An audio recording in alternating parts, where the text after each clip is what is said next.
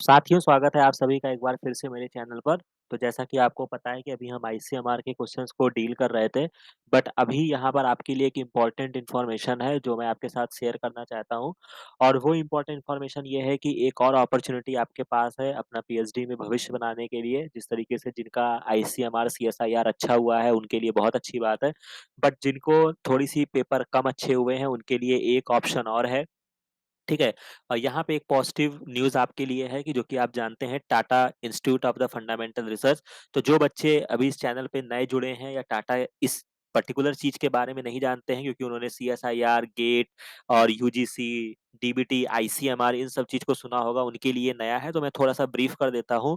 तो first of all Tata जो कि भारत की एक ऐसी कंपनी है, जो कि आप अपने आस-पास में हर जगह आप उसको पाएँगे, नमक बनाने से लेकर अगर आप उसको देखें ट्रक बनाने तक, टीसीएस कंपनी जो आपका एग्ज़ाम होता है मोस्टली वो कवर करते हैं। तो एक ऐसी कंपनी है जिसका हर जगह पे दबदबा है। तो जब सब जगह दबदबा है तो रिसर्च में भी क्यों नहीं उसका दबदबा होगा या उसका प्रभुत्व होगा। तो उसी संदर्भ में Tata institute of the fundamental research स्थापित है, जो कि ये अपना खुद का एंट्रेंस कराते हैं। थोड़ा-सा इनका ट्रिकी होता है बट फिर भी तो बात तो मैं एक बात और भी इसमें ऐड करूँगा कि आपके पास 2 ऑप्शंस होते हैं, या तो आप जो कि नॉर्मल चीज़ें हैं, परीक्षाएँ हैं, सीएसआईआर, डीबीटी, आईसीएमआर, या तो आप इन जैसे परीक्षाओं को क्रैक कर लीजिए और या तो फिर आप इस तरीके की परीक्षाओं को क्रैक करिए, ये भी आपके पास ऑप्शन है। बट यहाँ पर थोड़ा-सा आपके लिए चीज़ें और डिफ़िकल्ट ही हो जाती हैं, बट फिर भी एज़ अ पॉज़िटिव इंटेंट के साथ आपको इसको भी देखना चाहिए। ऐसा भी कोई तोप एग्ज़ाम नहीं है, बट फिर भी वही बात आती है कि यहाँ पर फिर ये आपका केवल बायोलॉजी नहीं, आपके फिज़िक्स, केमिस्ट्री पार्ट को भी टेस्ट करते हैं। ठीक है? तो ख़ैर ये बात मैंने कंप्लीट कर दी। बाकी ये इनका पोस्टर है जो कि आप यहाँ पे देख सकते हैं, जीएस 2023 है, पीएचडी प्रोग्राम बायोलॉजी, केमिस्ट्री इन सब चीज़ों में आप कर सकते हैं। और यहाँ पे दिया गया है कि last date of the receiving application है वो 31 अक्टूबर है और नेशन वाइड जो एंट्रेंस टेस्ट होगा वो 11 दिसंबर को होगा।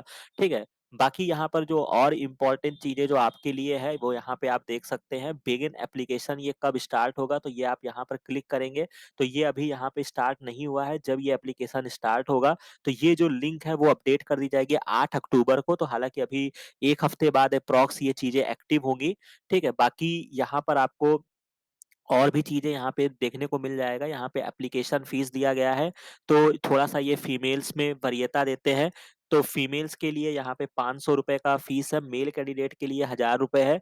तो मेरा ऐसा मानना है कि ये फ़ॉर्म भर दीजिएगा, आपको एक एक्सपीरियंस भी होगा। पेपर देते रहने से जो आप एग्ज़ामिनेशन हॉल में सीखते हैं, वो आप कहीं नहीं सीखते हैं, ठीक है? दूसरी इम्पोर्टेंट चीज़ है ₹500 फीमेल्स कैंडिडेट के लिए तो कम ही पैसे हैं, तो आप ज़रूर इसको भर दीजिएगा फ़ॉर्म मेरे हिसाब से। इसके अलावा जो एग्ज़ाम के सेंटर हैं, वो अभी यहाँ पे आपको मेंशन कर दिए गए हैं, तो ये इतनी बड़ी लिस्ट है। अगर आप उत्तर प्रदेश से बिलॉन्ग करते हैं, तो आपको कानपुर, लखनऊ, वाराणसी ये 3 सेंटर आपको मिल जाएँगे, तो आराम से आपके पास में ही है। इसके अलावा भी आपको बहुत सारे सेंटर्स पंजाब में भी 5-6 जगह सेंटर हैं, तो अच्छा खासा व्यवस्था ये करते हैं, जिस हिसाब से आप इनका एग्ज़ाम दे सकते हैं। इसके अलावा यहाँ पर आपको टेस्ट की टाइमिंग क्या होगी, वो भी मेंशन कर दिया गया है। नेशन वाइड जो टेस्ट होने वाला है, ये आपका 11 दिसंबर 2022 को होने वाला है। आफ्टरनून सेशन में ये होगा। बायोलॉजी का जो होगा ये 2:30 बजे से 5 बजे तक ये एग्ज़ाम सेकंड शिफ्ट में लिया जाएगा। बाकी ये यहाँ पे ये नोटिस स्क्रॉल कर रही है कि ये मिड सितंबर में ये वेबसाइट को अच्छे से अपडेट कर दिया जाएगा, जो कि आप यहाँ पे देख सकते हैं कि full information will be updated by mid September. ठीक है? तो टेस्ट की टाइमिंग हो गई, टाइमलाइन्स एंड डेडलाइन ये पूरा इन्होंने दिया हुआ है कि डेट ऑफ एग्ज़ामिनेशन 11 दिसंबर है। ऑनलाइन एप्लीकेशन पोर्टल आपका 8 अक्टूबर को खुलेगा, 31 अक्टूबर इसकी लास्ट डेट है। नवंबर में आपको एडमिट कार्ड मिल जाएगा। शॉर्टलिस्टिंग कैंडिडेट की जो लिस्ट होगी वो मिड जनवरी 2023 में मिल जाएगी। इंटरव्यू आपका एंड फरवरी में हो जाएगा। इसके अलावा गेट के बेसिस पर भी ये एडमिशन लेते हैं। तो गेट का जब आपका रिज़ल्ट आ जाएगा, उसके बाद ये आपका 1 फरवरी के आसपास उसका एप्लीकेशन शुरू हो जाएगा, गेट स्कोर के बेस्ड पर। और लास्ट डेट जो रहेगा वो आपका 2 weeks after the GATE 2023 result जब डिक्लेयर किया जाएगा, ठीक है? और प्रोग्राम जो कि आप यहाँ पे एडमिशन लेके अपने अगर आप इन सारी चीज़ों में खरे उतरेंगे, तो आप 1 अगस्त 2023 से पीएचडी में एनरोल हो जाएँगे। One of the best institute of the India, Tata institute of the fundamental research. अब यहाँ पे कुछ और चीज़ों को हम समझ लेते हैं। तो सबसे इम्पोर्टेंट चीज़ है एलिजिबिलिटी। यहाँ पे आप कॉलम में जाएँगे, ये सारी चीज़ें आपको दी गई हैं कि आप इसको डिटेल से देख लीजिएगा कि क्या-क्या इनकी एलिजिबिलिटी है। इसके अलावा जो आपके लिए काम की चीज़ें हैं, वो आपके लिए इम्पोर्टेंट है फेलोशिप का अमाउंट। तो फेलोशिप पीएचडी स्टूडेंट जो कि 31,000 पूरे भारतवर्ष में है, वही पैसे ये भी देते हैं। तो वही मैं कहता हूँ कि आपको जो भी अपॉर्च्युनिटी मिले आप उसको कैरी ऑन कीजिए। अगर आप यहाँ तक जा सकते हैं तो इसको ज़रूर करिए। बाकी यहाँ पे इंटीग्रेटेड पीएचडी वगैरह की जाती है, जो बीएससी के थर्ड ईयर में स्टूडेंट है वो एमएससी के साथ कर सकते हैं, वो भी ऑप्शन है। मास्टर्स किया जा सकता है। तो इस तरीके के बहुत अच्छा यहाँ पे ये ऑप्शन प्रोवाइड करते हैं। डिफरेंट डिफरेंट चीज़ें हैं यहाँ पे आपको देखने को मिलेंगी। इसके अलावा आपका सिलेबस एंड क्वेश्चन पेपर जो है, तो सिलेबस के बारे में इन्होंने एक बातें लिखी हुई थी, जैसे कि आप ये बायोलॉजी का ओपन करेंगे तो the test consist of a multiple choice question आपको मिलेगा, जो कि बेसिक्स होगा। There is no guide book and no syllabus, no special knowledge of preparation is required, revise your basic, that is all. समझ रहे हैं? तो ये कह रहे हैं भैया अपना बेसिक पढ़ के आओ, ठीक है? उसी पे हम जज कर लेंगे, ठीक है? तो बेसिक का मतलब अगर आप मास्टर्स का देने जा रहे हैं तो ग्रेजुएशन लेवल तक का पढ़िए, पीएचडी लेवल तक जा रहे हैं तो आप मास्टर्स का पढ़िए। बाकी आप यहाँ पे जब आप आएँगे सिलेबस एंड क्वेश्चन पेपर में, तो आप ये बायोलॉजी सेक्शन पे क्लिक करेंगे। हालाँकि सॉरी, मैं एक बार इसको वापस से देख लेता हूँ। ओल्ड क्वेश्चन पेपर का भी कॉलम यहाँ पे दिया गया है। तो ये जीएस 2022 जो कि पिछले साल का पेपर है, इस तरीके से आपको बहुत सारे पेपर मिल जाएँगे। तो फॉर एग्ज़ाम्पल जैसे मैं अगर आपको ये बायोलॉजी का पेपर दिखाऊँ, तो ये आप यहाँ पे देख सकते हैं, आराम से यहाँ पे क्वेश्चन्स आपको दिए गए हैं, देख सकते हैं, थोड़े जनरल नॉलेज के क्वेश्चन्स रहेंगे, ठीक है? इसके अलावा इम्पोर्टेंट चीज़ है, जैसे कि आपके फिजिक्स से भी क्वेश्चंस पूछे जाएँगे, तो आपको उस लेवल तक चीज़ों को याद करना पड़ेगा, अपनी चीज़ों को रिकॉल करनी पड़ेगी, ठीक है? बाकी कुछ आपके आराम से भी क्वेश्चंस लग जाएँगे, जैसे कि फॉर एग्ज़ाम्पल जैसे कि ये केमिस्ट्री का क्वेश्चन है, what is the molarity of the water if the density आपका 1000 दिया गया है, तो ये 55.5 मोल होता है। ये केमिस्ट्री जो बच्चे 12th में बहुत अच्छे से अगर आपने पढ़ाई किया होगा, तो ये एक सिंपल फ़ॉर्मूला लगता है, जो कि ये आपका 55 ही आता है, ठीक है? तो बाकी आपने मेलार्ड रिएक्शन पढ़ा होगा, तो इस तरीके से ये आपको याद करना पड़ेगा, ठीक है? बाकी थोड़ा-सा क्वेश्चन यहाँ पे आपको देखा कि कौन से फॉलोइंग स्टेटमेंट रॉन्ग है, तो सेलुलोज पॉलीसैकेराइड है, यूरेसिल पाइरिमिडीन है, serine sulphur containing amino acid, तो सेरीन तो ओएच कंटेनिंग है, तो ऐसा भी नहीं है कि आप दिमाग में बैठा लीजिए कि ये बहुत ही हाई-फाई पेपर है।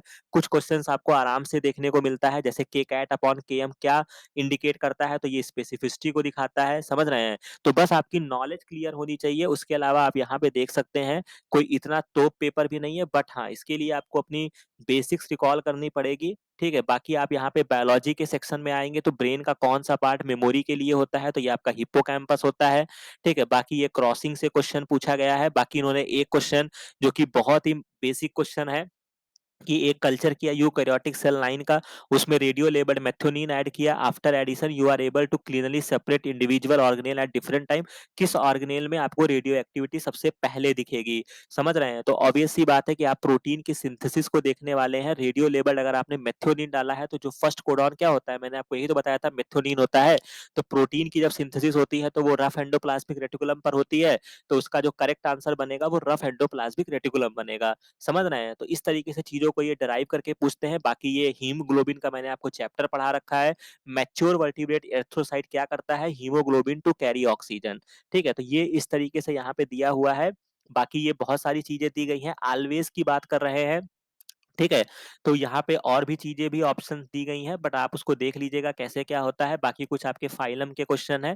मैं अभी बस एक जनरल चीज़ें आपको बता रहा हूँ कि जैसे फॉर एग्ज़ाम्पल एक altered form of a replicated DNA polymerase में 3 prime to 5 prime exonuclease activity नहीं है तो क्या होगा?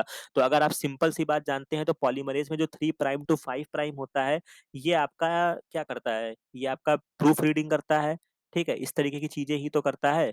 तो अगर इसको आप हटा देंगे तो म्यूटेशन होने लगेगा। तो इस तरीके से आराम से क्वेश्चंस यहाँ पे पूछे जाते हैं, ठीक है?